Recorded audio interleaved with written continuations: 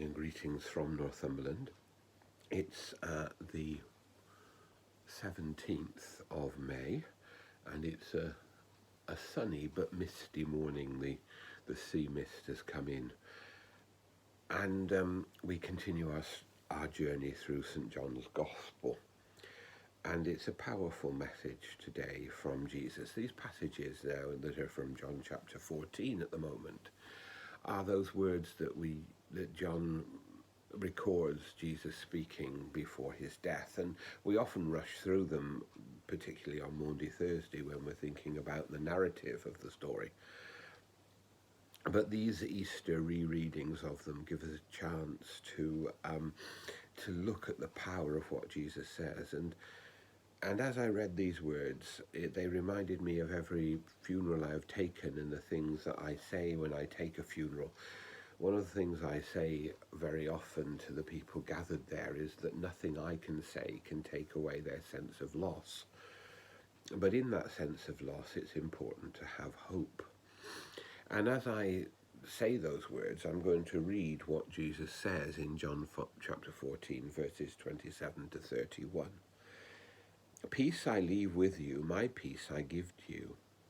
I do not give to you as the world gives. Do not let your hearts be troubled, and do not let them be afraid. You heard me say, I am going away, and I am coming to you. If you loved me, you would rejoice that I am going to the Father, because the Father is greater than I. And now I have told you this before it occurs, so that when it does occur, you may believe. I will no longer talk much with you, for the ruler of this world is coming. He has no power over me. But I do as the Father has commanded, so that the world may know that I love the Father. Rise, let us be on our way. I want to go back to those early verses. Do not let your hearts be troubled, and do not let them be afraid. If you loved me, you would rejoice that I am going to the Father. I think those are powerful words, because grief is something that can remain with us for many, many years because someone we love is no longer with us. But in our faith, we also have this hope and this promise that the grief we feel is our sense of loss, our sense of separation, that our sense of there is a gap in our lives where someone who made such a difference to us is gone.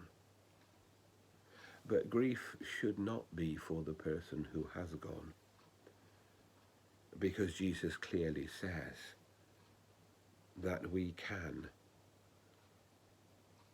be confident that those who are part of our lives have a destiny, which is our common destiny, to be with the Father, to share the life of the Father.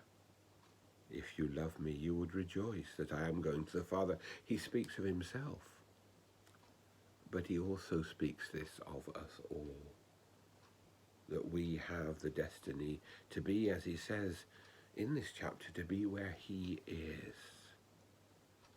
So do not let your hearts be troubled, and do not let them be afraid. As he says again, trust in God and trust in me. May we trust in the God who blesses us, who keeps us, who holds us in his love. As we pray today for God's blessing on ourselves, on the people of Ukraine, and upon those who are entering the shadow of death, that God's love will sustain us all.